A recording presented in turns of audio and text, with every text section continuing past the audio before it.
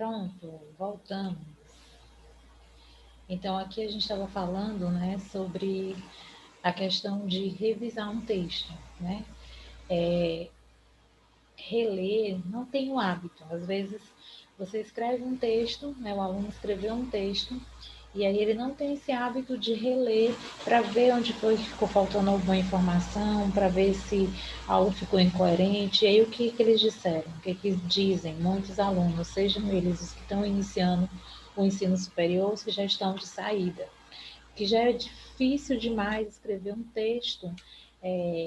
Imagine ter que refazer um texto. Então, eles deixam isso à mercê do professor que vai fazer essa correção.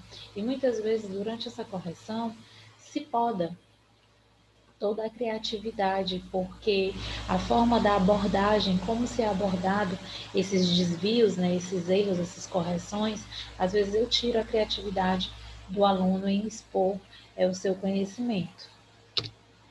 Nesse sentido, uma das questões que nos deu pistas que ajudaram a entender o quanto a pouca familiaridade com o ato de escrever acarreta limitações que se projetam na qualidade da escrita dos alunos, tanto ingressantes quanto egressos do curso investigado. Afinal, escrevendo, o sujeito se depara com dilemas com os quais não se depararia caso não estivesse escrevendo, com as dificuldades que ele não tem na fala, né? Muitas pessoas são ótimas em falar, em se expressar, mas oralmente, mas quando chega na hora de colocar essas ideias no papel, as coisas não fluem tão bem. Então, a qualidade dessa escrita, ela pode acontecer, a falta da qualidade, na verdade, dessa escrita, ela pode acontecer com os alunos que estão entrando agora, ou com os alunos que já estão saindo, depende muito da forma como isso foi abordado durante a sua vida acadêmica. Daí, a estratégia pedagógica de adotar diários de aula, na perspectiva indicada por Zabauza, como instrumento de registro do aluno, né, em fazer anotações durante as aulas do que está acontecendo, da forma como ele está percebendo esse conteúdo, vai ajudar bastante na escrita. E também como recurso de qualificação da escrita, né? Após um semestre de utilização dos diários de aula como tarefa de sistematização e registro nas disciplinas de estágio supervisionado e práticas de ensino, já se pode observar uma melhoria qualitativa na escrita dos alunos. Exemplo, eu sempre falo para os meus alunos que estudem escrevendo, que têm esse hábito de resumir, né? Fazer a leitura e depois colocar no papel, com a própria escrita, aquilo que foi entendido. Isso desenvolve bastante a qualidade da escrita, porque você começa a se familiarizar com termos, a ter o hábito de escrever mesmo aquilo que você entendeu, a transpor para o papel. Então, esse diário de aula também vai servir mais ou menos como o diário de bordo daquilo que acontece no dia a dia. Então, textos produzidos com mais recursos vocabulares e ortografia mais qualificada. E aqui eu vou abrir um parêntese em relação a essa ortografia, né? Ao vocabulário e à ortografia. As regras gramaticais, nós temos muitas regras, né, em relação à gramática. E além das regras, a gente tem as exceções, né? Por isso a dificuldade com a língua portuguesa. Mas muito embora eu não saiba de cor as regras que regem certa escrita, a partir do momento que eu utilizo essa escrita várias vezes, ou que eu faço a leitura sistemática dessas palavras, desses conteúdos, eu começo a escrever melhor. Não somente pela regra gramatical, mas porque eu me habituo, eu reconheço. De tantas vezes que eu vi palavras escritas daquela forma corretamente, de tantas vezes que eu vi o acento daquela palavra, eu vou escrever ela corretamente, porque em todas as vezes em que eu vi, que eu li algo que tinha essa palavra, ela estava escrita daquela forma corretamente. Então, eu vou internalizar, né? Isso se chama internalizar esse conhecimento. Então, quando ele fala de textos produzidos com mais recursos vocabulares e ortografia mais qualificada, porque eu internalizo esse conhecimento, de tanto que eu estou treinando ele, né, intensificando ele.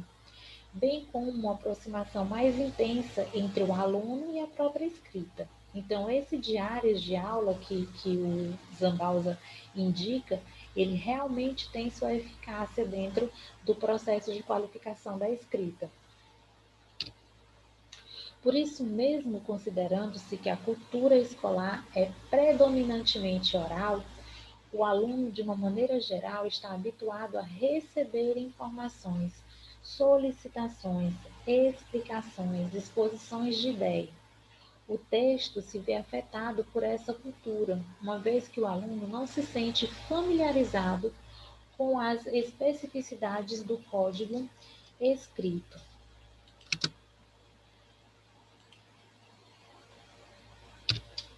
Daí a importância de agregarmos nas nossas práticas docentes, além da oralidade, um trabalho voltado para os componentes básicos da expressão escrita, que são o código escrito propriamente dito e a composição da escrita. Trata-se, portanto, de reconhecer que fazer uso da língua escrita não consiste somente em saber as palavras que se utilizam para cada função linguística em cada gênero ou tipo de texto, mas também é necessário saber interpretar acertadamente a intenção com que se utilizam tais palavras. Não basta decodificá-las, segundo o valor semântico que lhes atribui o dicionário. E aqui eu vou abrir mais um parênteses em relação a esse valor semântico. O valor semântico diz respeito ao sentido que essas palavras incorporam.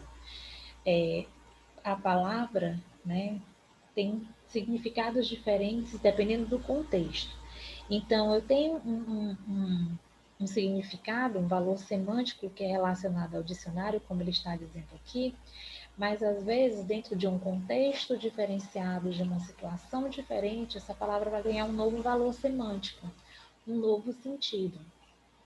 E eu só tenho essa percepção a partir dessa familiaridade que eu tenho com a leitura, né? Porque toda vez que a gente falar de escrita, não tem como separar a escrita da leitura, porque aí eu vou adquirir um conhecimento mais específico, mais amplificado em relação àquilo que eu vou escrever.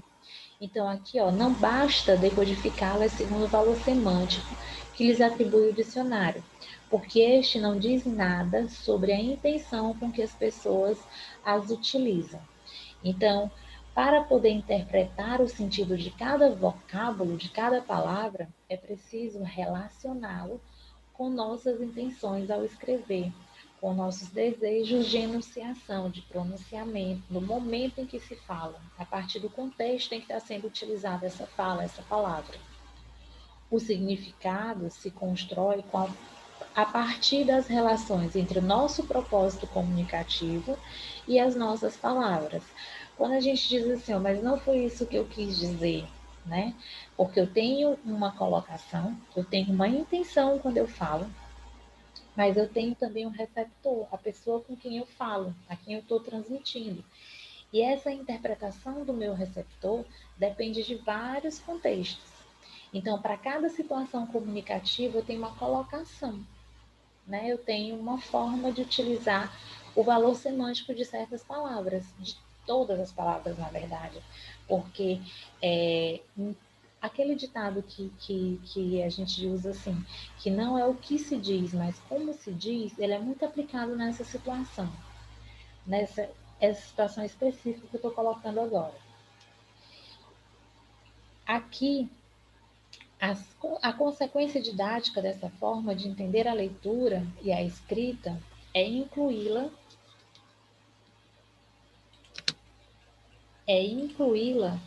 nos contextos reais em que se utiliza a língua, promovendo práticas sociais como elemento essencial para a qualificação da escrita, seja ela em qualquer e toda etapa da formação, certo?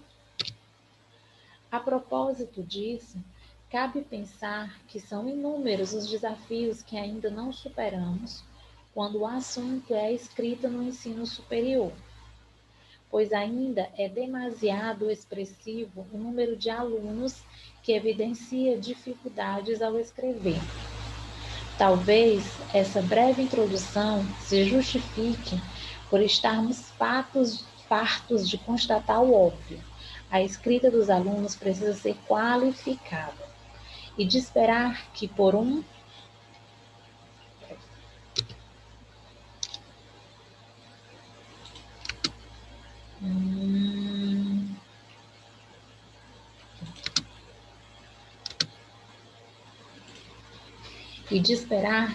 passe de mágica, esta mesma escrita se veja afetada por nosso desejo de que ela se aprimore, sem que nenhuma ação intencionalmente pedagógica seja assumida. Assim sendo, retiramos das análises dos textos e do conteúdo das entrevistas realizadas junto aos sujeitos de nosso estudo 5 pressupostos, né? Que nos têm servido como ponto de partida para novas ações pedagógicas no que se refere à escrita no ensino superior. Primeiro, ruptura da ideia de coerência entre o que pensamos, o que conseguimos escrever e o que entende o nosso interlocutor. Há uma quebra nessa coerência. O que observamos nos alunos sujeitos desse estudo é que quando eles se propõem a escrever, vão superando várias etapas ao longo desse processo.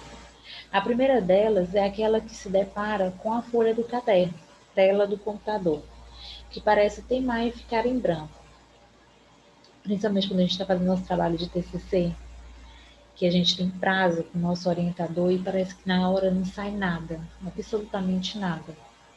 Que parece teimar e ficar branco, as ideias não aparecem, as palavras não fluem, o conteúdo de que necessitamos para dar corpo ao que pretendemos expressar parece se diluir no mar de abstrações, que costumam resultar naquilo que costumamos chamar de falta de inspiração, falta de jeito para escrever.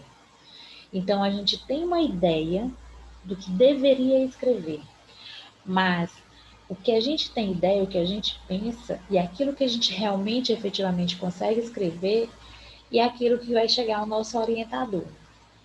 Aí chega lá, depois do brancão, professor, não, vamos mexer nisso daqui.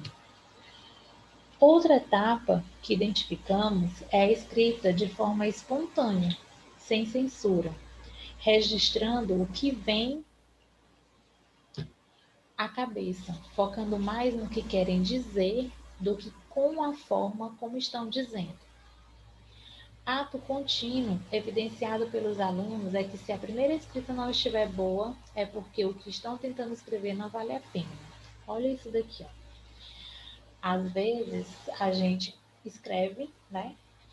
Deu aquela ideia na cabeça da gente, a gente vai lá para o TCC, vamos escrever. E a gente faz a primeira leitura e não tá legal. E aí a gente desanima. É justamente essa fase que ele está falando aqui. O ato contínuo evidenciado pelos alunos é que se a primeira escrita não estiver boa, eu nem vou pensar em reescrever. Eu nem vou pensar em fazer uma leitura, reler, retirar, colocar, mexer, mudar aqui um parágrafo de posição. Não. Eu já vou pensar que o que eu estou tentando escrever não vale a pena. Não tem importância, não será considerado como uma boa escrita. Então, eu já descarto esse trabalho. Lamentavelmente, a maioria dos estudantes não passa a uma etapa posterior, que seria aquela em que, depois de feito o primeiro registro, nos distanciamos do texto por um tempo para voltar a ele com menos envolvimento emocional. Uma coisa que é importante salientar, e eu vou chamar a atenção realmente para o TCC, é que quando a gente passa muito tempo em cima desse mesmo texto, a gente deixa de ver coisas que outra pessoa, na hora que pega o texto, consegue observar. A gente está tão envolvido com esse texto que a gente passa a vista e não consegue observar erros, desvios, repetições que estão ali na nossa cara, porque a gente está envolvido demais. Então, a ideia é me distanciar, dar um tempo, e voltar a ele com menos envolvimento emocional. Isso significa que quando estamos muito envolvidos naquilo que estamos escrevendo, pensamos que todo e qualquer leitor entenderá o que escrevemos. E às vezes as ideias estão todas atrapalhadas, mas a gente já tem tanta familiaridade com esse texto que a gente não percebe. Entretanto, quando se trata de linguagem escrita, é bom lembrar que não contamos com nenhum recurso da linguagem oral. Os gestos, as mímicas, a expressão facial terão de ser substituídos, na verdade, por recursos típicos da escrita. Gramática, pontuação, elementos de coesão e coerência e vocabulário serão nossos suportes para expressarmos com fidelidade nossos pensamentos.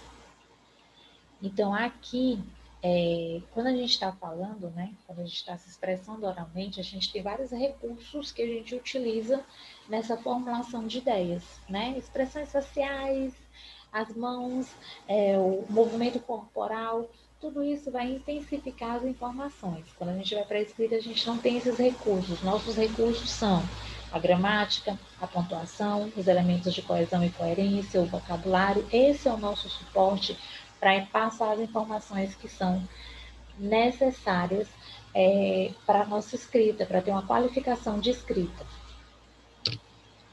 Cabe lembrar que se o que nos conduz é o conceito de inspiração, sabe aquele lugar, né, que ele falou lá da sala ampla e arejada, o cachorro peludo ali do nosso lado, de dom para a escrita, provavelmente nos paralisemos na primeira tentativa de elaborar uma escrita, porque o momento perfeito não existe. A inspiração essa inspiração que ele está falando aqui, o conceito de inspiração, ele pode vir a qualquer momento. Aqui prepondera a ideia de produto. Entretanto, se o que nos conduz é a crença de que escrever é uma habilidade aprimorável, que a gente pode aprimorar, que a gente pode moldar, que a gente pode construir artesanalmente com exercício constante e prática sistemática, provavelmente encontraremos no ato de escrever a possibilidade de criar e recriar constantemente formas e maneiras de melhor expressar o que temos a dizer. Aqui prepondera a ideia de processo. Quando ele fala que eu vou procurar uma inspiração, a ideia é se ter um produto final pronto e acabado. Mas quando eu tenho a escrita como algo que eu posso mudar, modificar, melhorar, aí eu tenho a ideia do processo, que as coisas vão evoluindo gradativamente com as minhas tentativas, com os meus erros e correções. E assim, entendida como processo, né, como evolução, como desenvolvimento, quando eu posso melhorar a cada dia, podemos dizer que todos podem aprender a escrever mais e melhor. A prática leva à perfeição. Olha, se não a perfeição, pelo menos a melhorar sempre. Pressuposto 2. A autocorreção de textos como exercício de pesquisa. Por isso, o objetivo da produção de um texto é o exercício e o destinatário da produção é o professor. Né? Eu produzo para alguém ler. No caso, eu estou produzindo para o professor ler. A quem caberá avaliar o produto final, levando em conta o número de erros e acertos em relação à norma culta padrão que rege a língua. O professor, às vezes, pega esse texto e esquece de visualizar a ideia central, o que é para ser dito, para se colocar adiante somente dos desvios. E aí que eu falo para vocês que eu posso podar a criatividade de um aluno quando eu faço somente essa correção gramatical e que eu esqueço das informações que o texto está trazendo para a gente. Na prática, o aluno realiza a tarefa exigida pelo professor. Este corrige e devolve ao aluno. O aluno, na maioria das vezes, sequer lê as anotações feitas pelo professor. O trabalho de correção é conhecidamente extenuante no cotidiano do professor, né, que diz os professores de redação, se esvazia de sentido, pois é realizado de forma solitária e individual. não agregando conhecimentos sobre a escrita do aluno, uma vez que o professor corrige para si mesmo. Eu corrijo, a intenção é corrigir para o aluno, né, para que ele reveja essas correções, as anotações que foram feitas e refaça esse texto. Mas como foi dito aqui, né, que essa autocorreção, quando eu faço a leitura e a releitura do meu texto, eu tenho a oportunidade de fazer uma autocorreção. Quando o professor corrige com as anotações, né, ele vai lá, pontua o que pode ser modificado, e eu nem sequer vejo essas informações, eu estou perdendo essa oportunidade. Então, o professor está corrigindo para si mesmo. Dessa forma, há um desestímulo em produzir textos para o professor por parte dos alunos e um desgaste improdutivo em corrigir por parte do professor. Para ensinar a escrever, é preciso considerar o texto como fruto de um processo, constituído por exercícios permanentes que o aluno deve realizar. As atividades próprias do processo de escrita englobam fases que vão desde o pré-desenvolvimento, e aqui ficou um texto um pouquinho grande, mas é porque ele ficou bem explicadinho.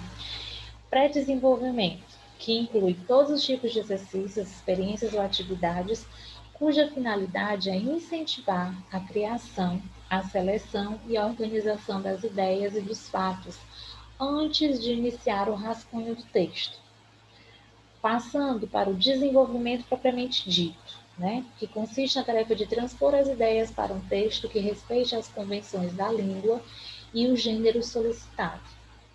Após selecionando as observações e comentários de leitores, que poderão ser os familiares, os colegas, o professor, a quem você puder mostrar o seu texto. Chegando à revisão, fase final, que inclui as reelaborações parciais ou totais, levando em conta os comentários recebidos até a redação amplamente revisada, que consiste na apresentação final do texto. Para tanto, insistimos na tarefa de autocorreção como forma de pensar na própria escrita como exercício permanente de ajustes e reelaborações. Esse hábito de reler, né, de reescrever, vai ajudando muito para que eu tenha uma qualificação cada vez melhor na minha escrita, porque eu vou começando a ver com melhores olhos, né, todo o desenvolvimento e as etapas de escrita. Então, eu já consigo perceber a coerência, a não coerência, a pontuação, tudo isso eu vejo a partir da minha releitura. Pressuposto 3. São 5, né?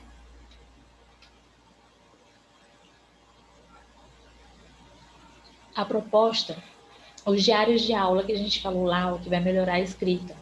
Os diários de aula como instrumento de qualificação da escrita no ensino superior.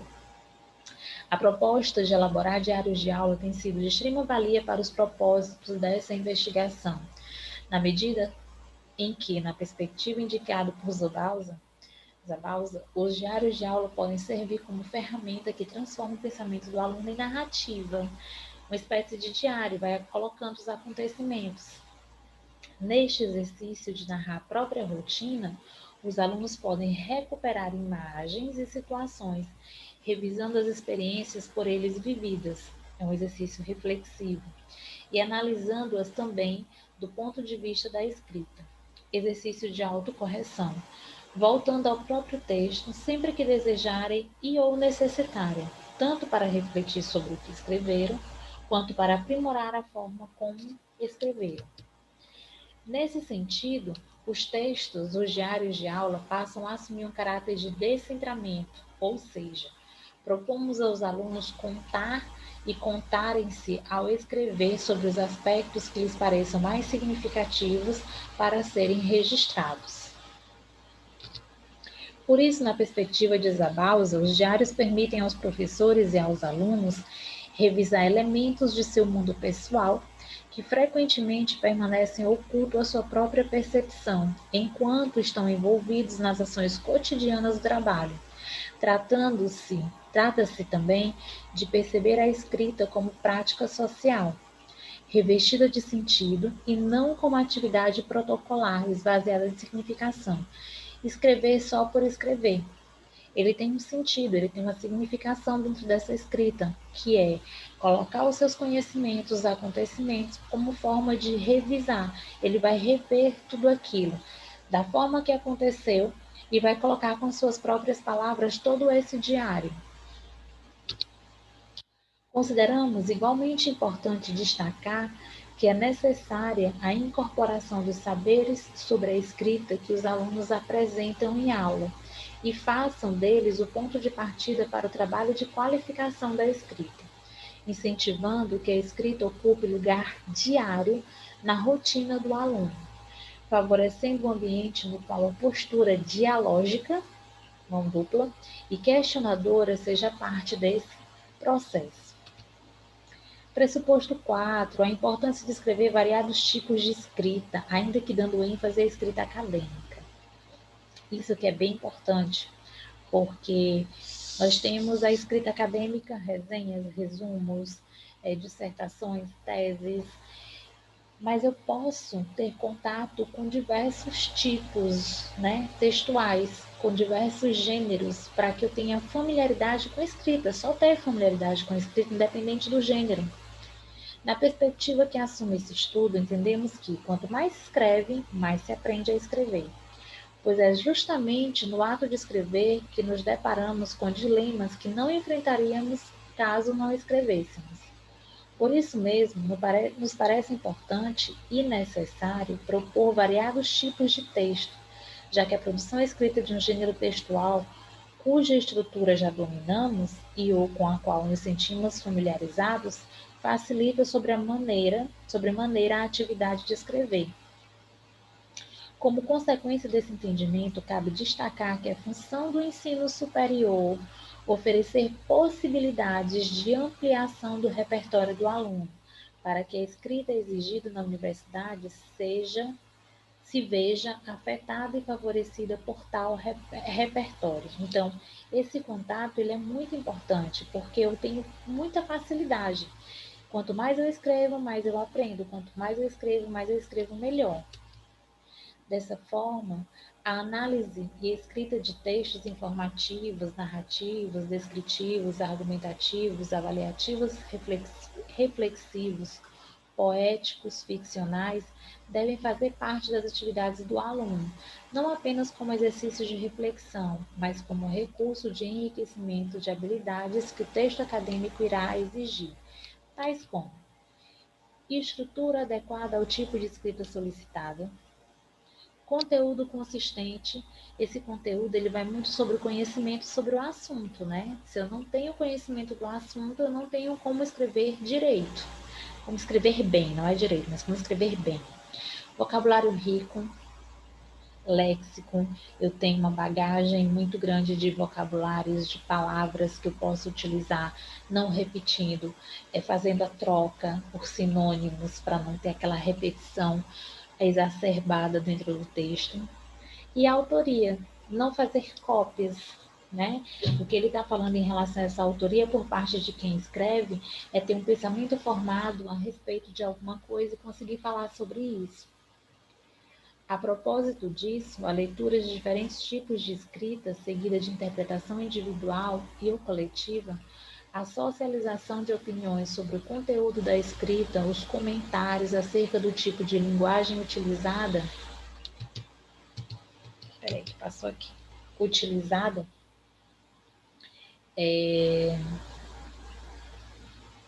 Aqui?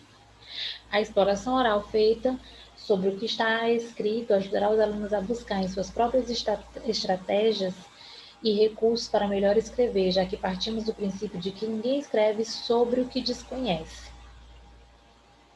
Ah, tá aqui, eu parei aqui. A propósito disso, a leitura de diferentes tipos de escrita, seguida de interpretação individual e ou coletiva, a socialização de opiniões sobre o conteúdo da escrita, os comentários acerca do tipo de linguagem utilizada pelo leitor, pelo autor, a exploração oral feita sobre o que está escrito ajudará os alunos a buscar, em suas próprias estratégias, os recursos para melhor escrever, já que partimos do princípio de que ninguém escreve sobre o que desconhece, né? Se eu não tenho conhecimento acerca daquele conteúdo, eu não vou conseguir ter uma boa escrita. E por último, o pressuposto 5. Analisar os componentes básicos da expressão escrita, o código escrito e a composição da escrita. Quando se trata de discutir a qualificação da escrita em contextos de ensino superior, não se pensa em buscar a formação de escritores profissionais em sala de aula, mas de favorecer o desenvolvimento de sujeitos capazes de utilizar a escrita sob as mais variadas formas e propor estratégias de ensino que contribuam para um acesso mais pleno às práticas sociais da língua escrita.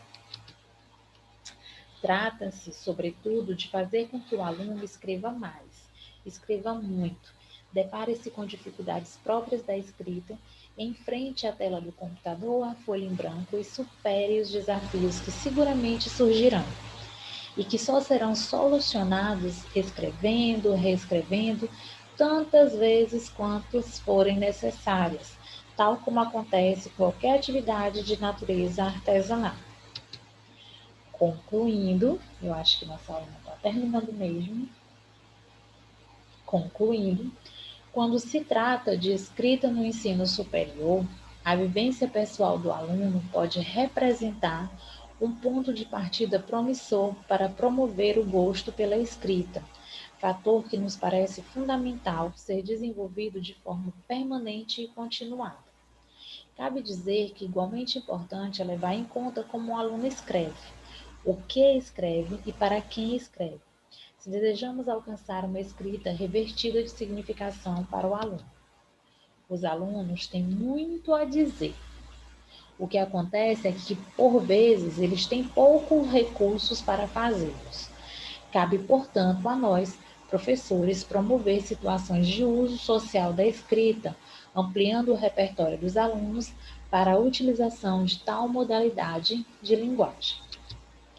A nossa atividadezinha, né? Lembrando que todas essas atividades que foram passadas durante as nossas aulas, elas são avaliativas, para que a nossa última atividade avaliativa não seja tão pesada. Então, aqui, quero que vocês respondam quais são as maiores dificuldades encontradas pelos alunos na hora de pôr em prática a escrita.